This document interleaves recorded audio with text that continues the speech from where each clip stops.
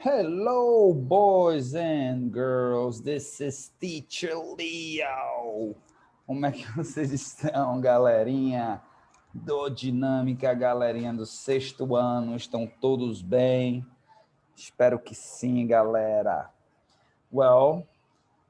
Hoje a gente tem, né, a gente continua com a nossa aula de Geography, tá certo? Aula muito importante, né?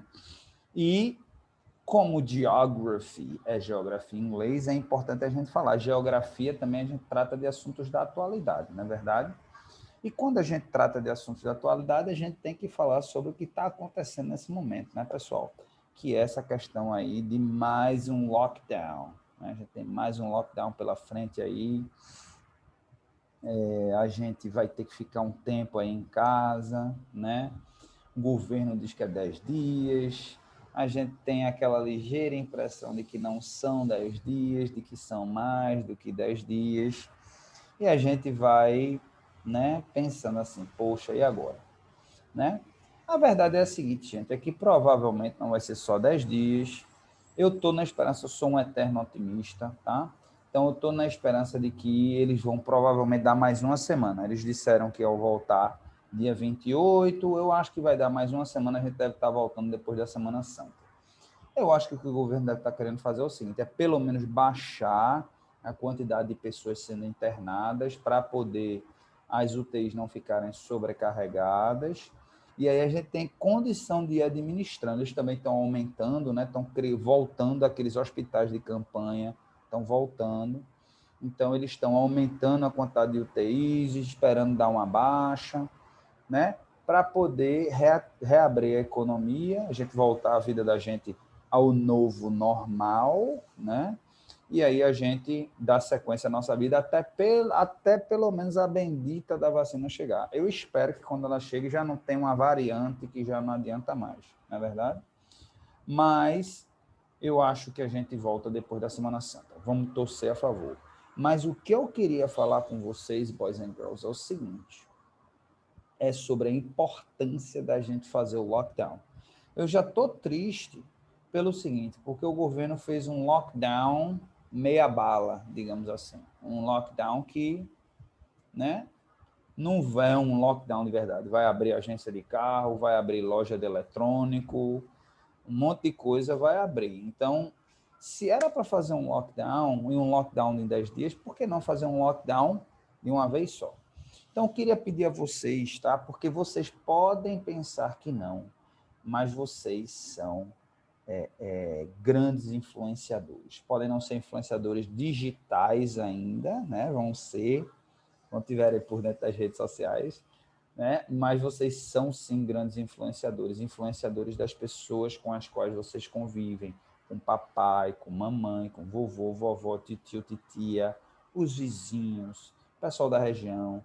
Então, vocês têm a capacidade de pedir às pessoas, pessoal, vamos fazer o lockdown da gente, vamos se cuidar, vamos ficar todo mundo dentro de casa, vamos evitar aglomeração, vamos, porque se a gente fizer isso esses 10, 15 dias, 17 dias, pelo menos a gente baixa isso daí e a gente volta até aquela vida que a gente tinha, que eu sei que vocês estavam tão felizes, principalmente vocês do sexto ano, né? Duas turmas se abriram, a gente via as turmas assim, não cheias, né? Mas assim, com o distanciamento social, óbvio, mas a gente via que vocês estavam indo, vocês estavam felizes de estarem indo, né? E de repente vem isso daí, tá? Não afeta a nossa disciplina em si, mas eu fico triste. Eu fico triste porque um dia eu tive a idade de vocês, um dia eu tive 10 anos de idade, né? 10, 11 a faixa de idade de vocês. E eu gostava muito de brincar, gostava de correr, gostava de me socializar com meus amiguinhos. Eu tenho certeza que vocês também estão com esse mesmo sentimento, né? De querer socializar, de querer conviver, de querer correr, de viver a vida. Mas, como toda geração tem o seu desafio, né? Esse é o desafio de vocês. É exatamente ter um pouquinho de paciência. Paciência vai ser necessário nessa hora. Tá bom, boys and girls? Mas somos fortes. O brasileiro é forte, né? O brasileiro não desiste nunca. Não é verdade, boys and girls? Eu tenho certeza que vocês não só não desistem, são resilientes, mas vocês vão se tornar cidadãos e cidadãs espetaculares para promover a mudança, para mudar, para consertar todos os problemas que a minha geração criou. Infelizmente, a gente criou essa bagunça que está aí. A gente não criou 100%, mas a gente herdou, a gente não fez nada e a gente piorou o que já estava ruim. Então, vamos lá, vamos trabalhar para consertar isso daí. Alright, boys and girls. Então, vamos lá. Vamos começar a falar sobre o conteúdo da gente. O conteúdo de Geography, né? A gente vai dar uma revisadazinha na aula passada, que a gente falou do sistema geográfico de coordenadas, né? Essas linhas imaginárias que existem no planeta, tá? Deixa eu ver se essa imagem aqui ela mostra legal isso daí, né? Deixa eu ver se tem uma imagem aqui legal para a gente ver. Pronto, aqui, ó, né? A gente vê essa grade aqui, né? A gente está vendo o mundo, na verdade o mundo está flat, né? Ele está, ao invés de um círculo, ele está aberto, assim como se fosse um plano, né? Mas o mundo não é plano, tá, gente? Pelo amor de Deus, o mundo não é plano. Tem gente por aí dizer que o mundo é plano, o mundo não é plano, tá certo? Mas a gente está vendo uma imagem como se fosse plano. E aí a gente está vendo essas linhas, né? A gente vê ela de cima para baixo, né? De norte para o sul e de leste para o oeste. Essas linhas elas geram as coordenadas. Por que o nome é coordenada? Porque elas coordenam, porque elas organizam os pontos no mundo, tá certo? E é dessa forma que a gente consegue localizar as coisas, as pessoas, os lugares e por aí vai no planeta Terra, através dessas linhas imaginárias, tá certo? Então a gente viu isso, né? A gente usa, a gente sabe, tá? Que a Terra, ela na verdade, né? A Terra nem é plana e ela também não é redonda, né? A Terra ela tem um formato elipsoídico. Ela é, na verdade, um oval. O planeta da gente ele é oval. Ele tem um formato arredondado, mas ele não é redondo perfeito. Ele tem um formato oval, tá certo? Então, a gente tem como nomes, né? A gente tem a latitude, tá? A latitude, né? É que determina, tá certo? A relação norte-sul, tá certo? Então, são essas linhas no sentido leste-oeste, né? Que determinam o que é norte e o que é sul. Então, por exemplo, a gente tem o Equador, que corta o planeta ali no meio, ele dá um corte no meio, acima do Equador é norte, abaixo do Equador é sul, tá certo? E é muito engraçado, porque muita gente diz assim, mas como é que conseguiram fazer algo imaginário desse jeito? Gente, tanta coisa, né? Que afeta isso daí. Por exemplo, a gente tem um efeito muito mais magnético, a gente tem um magnetismo no norte diferente que acontece no sul, né? Por exemplo, no hemisfério norte, quando você vê a água descendo, né? Ela sempre segue um caminho, ela segue. Agora eu não estou certo. Eu acho que aqui no hemisfério sul, que é onde a gente está, a água ela segue o caminho horário. Eu acho agora, eu não estou lembrando, não vou me levantar aqui agora para ligar uma torneira, não. Mas se eu tiver errado, por favor, me perdoem. Mas eu acho que aqui no hemisfério sul, ela segue o sentido horário, ou seja, ela vai girando no sentido horário, tá? E no hemisfério norte, ela vai seguindo o sentido anti-horário. Ou é um ou é outro, não tenho certeza nesse momento, tá? É meio que um chute, mas eu sei que num hemisfério ela segue um sentido e no outro hemisfério segue outro, por conta da questão magnética. Então, assim, é espetacular. Ninguém inventou isso do nada, não. Assim, existe todo um cálculo matemático, existe todo um estudo da física em relação a isso. A gente também tem a longitude. A longitude é exatamente para determinar o que é leste e o que é oeste. E aí são linhas paralelas que elas cortam, elas vêm cortando de norte a sul o planeta, né? Então você tem essas de leste a oeste e de norte a sul. Então o que é que você forma? Você forma quadrados, quadrantes, né?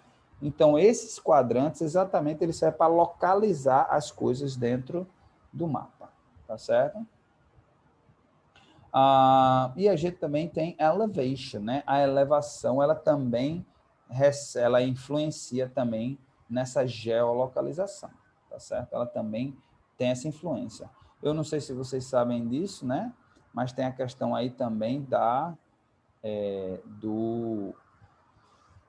força gravitacional, né? Dependendo do local que você está no mundo, a força gravitacional ela também exerce uma força, mais força ou menos força. Vocês vão aprender isso mais na frente e provavelmente a partir do 9º ano é que vocês vão começar a ter noções de física e aí no médio é que realmente vocês entram com física mesmo, tá certo? Isso é uma parte um pouquinho mais complexa para vocês do 6º ano, tá certo?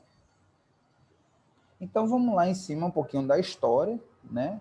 A história, The Invention Geographic Coordinate System, né? A gente, esses conceitos, tá, pessoal? A gente aprendeu na aula passada, mas eu vou repetir novamente. Então, e esse é aquele momento que eu digo assim, pessoal, anotem isso daí, tá certo? Durante as minhas aulas, eu estou sempre pedindo para vocês anotarem conceitos, tá?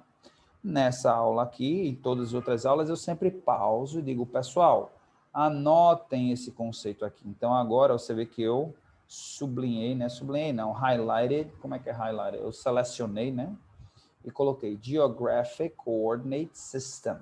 Geographic Coordinate System significa sistema de coordenadas geográfica, que é exatamente isso que a gente está aprendendo, latitude, longitude, os trópicos, as linhas paralelas, né? os meridianos e por aí vai.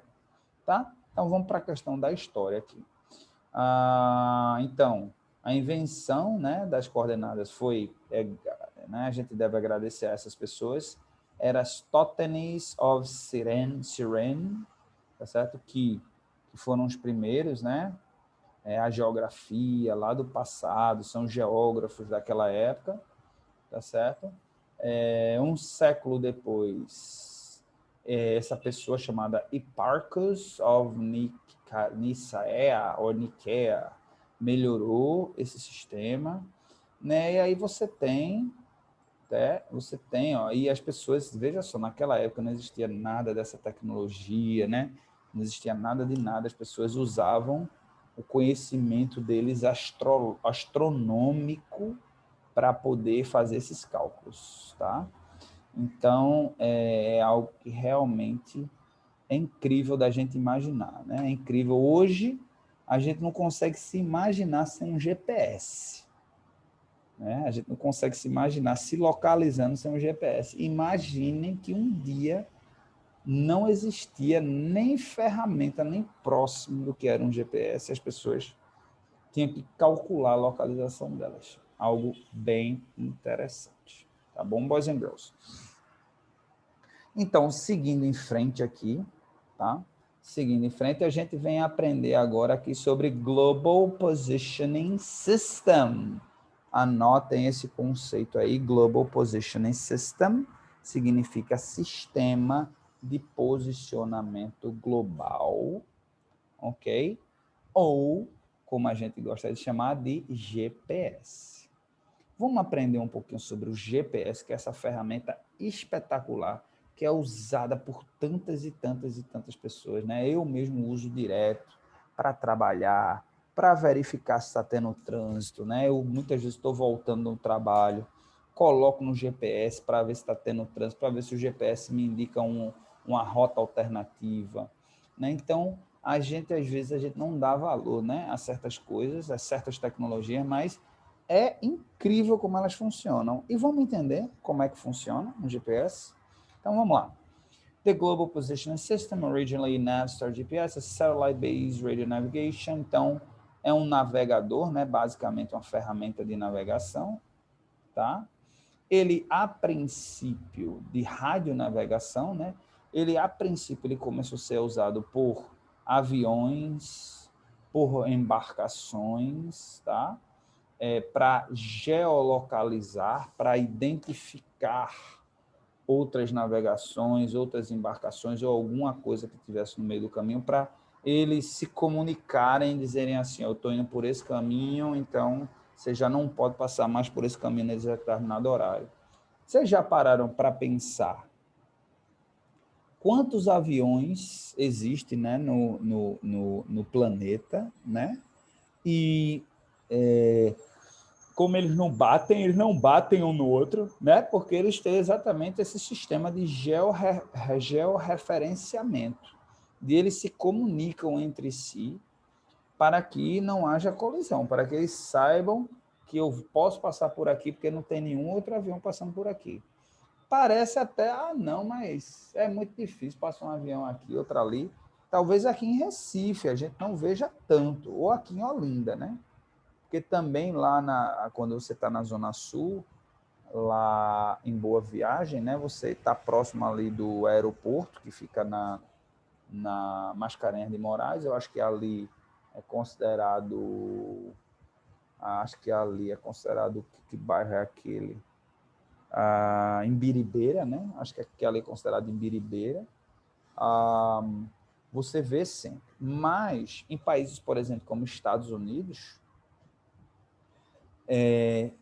10 mil voos, não sei nos dias de hoje, por conta da questão da Covid e tudo, mas 10 mil aviões levantam voo por dia. Por dia, 10 mil aviões, gente. 10 mil aviões circulando no ar, né? No território americano. Então, só para vocês terem uma noção de como você precisa de uma ferramenta dessas de georreferenciamento. Na verdade, seria impossível a gente ter tantos aviões no ar sem esse sistema nos dias de hoje, tá certo? E nenhum bate no outro, nenhum bate no outro. Uma cidade, por exemplo, como Atlanta, assim, é como se fosse um hub, a gente chama de hub, gigante assim. A maioria das empresas aéreas nos Estados Unidos tem hub, que é como se fosse o próprio estacionamento. Vamos falar para simplificar a palavra assim, como se fosse o estacionamento delas. Elas têm a área que elas dão manutenção nos aviões, elas têm o próprio estacionamento dela. Por quê? Atlanta, como fica no local central nos Estados Unidos, né? Deixa eu ver aqui, deixa eu botar Atlanta Airport, para ver se a gente acha informações aqui sobre o aeroporto de Atlanta. Não, em inglês, eles botam Wikipedia. Olha só, inclusive eu já fui nesse aeroporto de Atlanta, só para vocês terem ideia de como ele é gigantesco, né? Ele é gigantesco por uma razão, porque ele faz as conexões com a maioria dos voos dos Estados Unidos, porque ele fica numa posição bem central e ele faz essa conexão da costa leste com a costa oeste.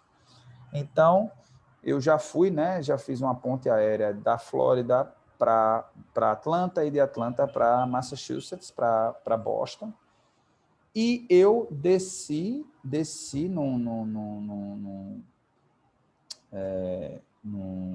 como é que chama, gente? Num gate, né? Num portão, e tinha que ir para outro portão. Só para você ter uma ideia do tamanho dele, eu tive que pegar um metrô dentro do aeroporto de Atlanta para poder ir para o outro portão. Ele é tão grande que existe um metrô dentro dele para te levar de um portão para outro. Eu não consegui acreditar quando eu vi isso. Mas dentro do aeroporto tem um metrô só para te levar para os portões da distância que esse aeroporto, do tamanho que esse aeroporto tem. Então, vamos lá. Deixa eu ver se a gente acha informação interessante sobre ele. Deixa eu ver se tem imagens sobre ele. Eu queria mostrar uma imagem do tamanho dele. Em 2010, inclusive, quando eu peguei esse voo, foi em 2003. Vocês não tinham nem nascido ainda, né? Vocês devem ter nascido, tem o quê? 10 anos, então eu nasci em 2011, mais ou menos. Né? Eu peguei em 2003. Faz um tempinho, tá, gente? Olha, aqui é ele, né? A imagem dele, mas não dá para a gente ter noção, né? Do tamanho dele. Aqui é onde ele fica, em Atlanta. Atlanta fica aqui. Aqui é a Flórida. Atlanta acho que fica mais ou menos para aqui, é Carolina do Norte, se eu não me engano. Carolina do Sul, Carolina do Norte. Né? Então, aqui é Atlanta. Aqui é Atlanta. Aqui não, agora me pegou. Acho que Atlanta... A Geórgia aqui, fica no estado da Geórgia.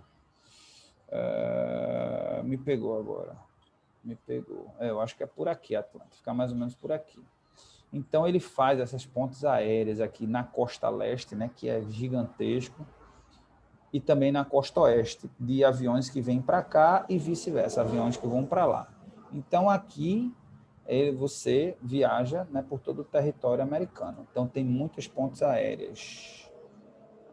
Aqui é o aeroporto, aqui é o controle de tráfego aéreo. Aqui, pronto, a imagem, né, interna, né? Também não dá para ter noção do tamanho, né, por aí. Mas a maioria das empresas aéreas tem um hub. Olha só. Olha, esse é só... Ó, aqui já tem outro, aqui já tem outro. Olha, tá vendo aqui? Aqui é como se fosse um lugar onde se para os aviões para dar manutenção e para embarque. Não, aqui é para embarque, olha. Olha só o tamanho, a quantidade de avião que tem aqui. E ainda tem do lado de cá, ainda tem do lado de cá. Só para vocês terem a noção. Olha como é bonito à noite também, né? Tá? Que é o ilho, o aeroporto, né? Então, por aí.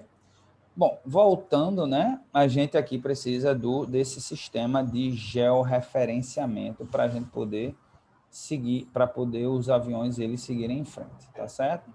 Então, on the Global Navigation Satellite Systems, that provide geolocation and time information GPS receiver, tá? The GPS does not require the user to transmit any data, operate independent telephone internet reception. Então, a gente precisa ter internet, né? Recepção de internet para a gente poder utilizar o GPS, tá certo? The GPS provides critical position capability, military, the United States government created a system, maintains and makes it freely accessible to anyone, a GPS receiver. Então, o governo americano, tá certo? Foi quem criou esse sistema de GPS, né, de georreferenciamento via satélite. É o governo americano quem mantém e o governo americano quem distribui gratuitamente para as pessoas.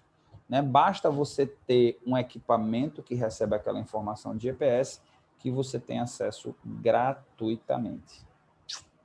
O governo americano não é tão ruim assim, né? O governo da internet é quem criou a internet e quem provê a internet para a gente. E também o GPS. Tem uma razão de ser, tá? Não é porque também eles são bonzinhos, eles são, né? Papai Noel, não, tá? Tem uma razão, eles têm um interesse por trás. Não vou entrar no mérito aqui porque a aula não é sobre isso. A aula aqui é para a gente entender como é que funciona, ok? The GPS Project, então, começou lá no Departamento de Defesa americano em 1973, tá certo? Lançou o primeiro spacecraft, né? A primeira, jato espacial, em 1978, tá? E já tinha 24 em funcionamento em 1993. A princípio era só para o exército americano. A partir de 1980, os civis, pessoas começaram a usar numa ordem do presidente, né, americano Ronald Reagan. Esse foi um presidente americano lá nos anos 80, foi quem negociou a derrubada do Muro de Berlim, foi quem conseguiu negociar como é que se diz, o fim da Guerra Fria, né? A Guerra Fria entre Estados Unidos e a antiga União Soviética, que hoje a Rússia, né? Que hoje é a Rússia e outros países, mas hoje é só a Rússia. Se vocês não aprenderam isso em história, lá na frente vocês vão aprender com Teacher Júlio, né? Júlio, que está dando aula para história, tem Teacher Júlio e tem Teacher Rogério. Então, não sei com qual dos dois vocês vão estar aprendendo isso daí, né? Mas lá na frente, ou esse ano ou lá na frente, eu não sei. História, eu não sei quando é que se dá. Então, se criou o GPS, em 98, Initial Changes, então fizeram algumas mudanças em 2000, né? United GPS degraded calls, continue, GPS for United States Government, Indian Military, 19 Cardi War. Então, que informação irrelevante, tá certo que a gente tem sobre a história. Então, Department of Defense, a gente já falou sobre isso. Bom, aqui não tem muita relevância. Eu queria também aproveitar para a gente falar um pouquinho sobre a história da cartografia. O que é a cartografia? A cartografia é a ciência, né? É a ciência que estuda exatamente essa geolocalização, tá? Então, é o estudo disso daí que leva a gente a desenvolver e a gente ter essa tecnologia hoje de GPS, de geolocalização, de georreferenciamento, né? A gente hoje tem essa tecnologia que se fala muito, se vocês nunca ouviram falar, cada vez mais vocês vão ouvir mais falar, que é a Internet of Things, né? Ou Internet das Coisas. O que é a Internet das Coisas? O termo é assim, IoT, né? Internet of Things. Internet das Coisas. Que o que é isso? É exatamente essa capacidade de objetos eles se comunicarem entre si para poder viabilizar alguma coisa, tá? Então, dentro em breve a gente vai ter, por exemplo, os nossos equipamentos dentro de casa se comunicando uns com os outros sem a necessidade da nossa interferência para que eles tomem decisões. Então, essa internet das coisas já existe também no georreferenciamento, por exemplo, com aviões. Aviões, você já tem equipamentos que você não nem precisa. O capitão, lá o comandante, ele nem precisa mover. Opa, vem um avião ali, vamos mover. Eles já se comunicam entre si, já entendem, eles já mudam a rota. É aquela tecnologia daquele, como é que se fala? Daquele Tomahawk, né? Tomahawk, vocês não vão saber o que é isso, mas Tomahawk era um míssil que lá na guerra do Iraque, não a primeira guerra, não a segunda guerra do Iraque que aconteceu em 2003, mas a primeira lá nos anos 90, que o mundo ficou assim abismado com os Tomahawks. Os pais de vocês provavelmente vão lembrar que eles lançavam os Tomahawks, né, daqueles navios, né, que tem um nomezinho, navio que leva avião, que leva tudo, lançava os Tomahawks, e o Tomahawk, ele inteligentemente, de maneira inteligente, a máquina pensando para georreferenciar e ir atrás do objeto exato, e a gente ficava abismado com a precisão dos Tomahawks, né? Dizia que a precisão dele, ele entrava por uma janela, né? E você vê, naquela época, o GPS já, o georreferenciamento, a cartografia já funcionando. Infelizmente, funcionando para a guerra, né, gente? Infelizmente, funcionando para o mal. Tá certo? Mas aí a cartografia em si, né? O estudo da localização, da criação dos mapas, a gente vê só.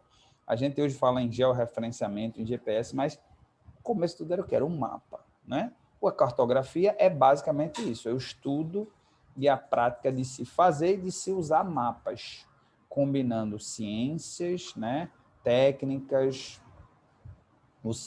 A cartografia, ela constrói tudo isso, tá certo? Então, ela foi desenvolvida em países como a antiga Babilônia, a Grécia, Roma, né, China e a Índia, tá certo?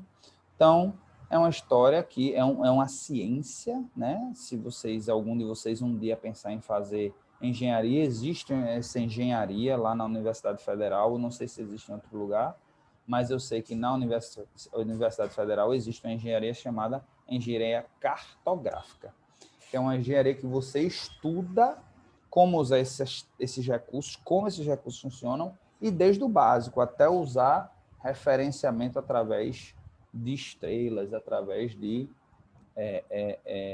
corpos celestes, tá certo? Então, anotem agora no caderninho de Geography de vocês, History of Cartography. History of Cartography significa história da cartografia. Ok, boys and girls? Então, Teacher Leo vai ficando por aqui, tá certo? Espero que tenham gostado da nossa aula de hoje, tá certo? Peço a todos sanidade, calma, tranquilidade, para que esse momento se passe, tá certo?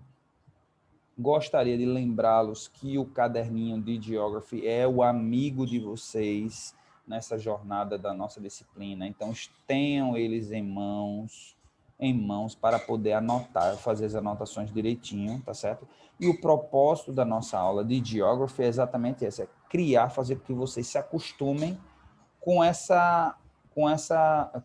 o fato de adquirirem conhecimento através da língua inglesa. Porque o cérebro de vocês vai crescer se acostumando com isso. Então, mesmo que vocês não sejam fluentes na língua, mas vocês vão se acostumar a obter informação através da língua. Isso vai ajudar vocês a rapidamente se transformarem em fluentes na língua. Uma coisa puxa a outra. Sem falar que, quando vocês se tornarem adultos, profissionais, vocês vão ter que ter essa capacidade de, às vezes, estudar um assunto que não é na sua língua mãe, tá certo? Não, provavelmente vai ser em inglês. Pode ser que daqui a muitos anos isso mude, mas o inglês é a língua dominante, é a língua de comunicação mundial no momento. Tá bom, boys and girls? Então, Teacher Leo se despede de vocês, relembra essa aula às 2h30 sendo lançada, e o Class App tá lá para poder lembrar vocês. Como homework, antes que eu esqueça, como homework, eu quero que vocês façam, pesquisem na internet, né? Sobre uma informação interessante sobre o GPS. Procure alguma informação que vocês acham que seja interessante sobre o GPS. Pode ser sobre a história, pode ser como ele funciona, pode ser uma curiosidade, pode ser algo que aconteceu com o GPS, qualquer coisa, é uma frase em inglês, tá? Vocês procuram e depois colocam no Google Tradutor e postam lá no Class App, tá certo? Podem mandar direto para mim, no privado, lá pelo Class App, ou postar lá mesmo naquele lembrete da aula. Tá bom, boys and girls? Teacher Leo vai ficando por aqui e a gente se vê na próxima semana. Goodbye!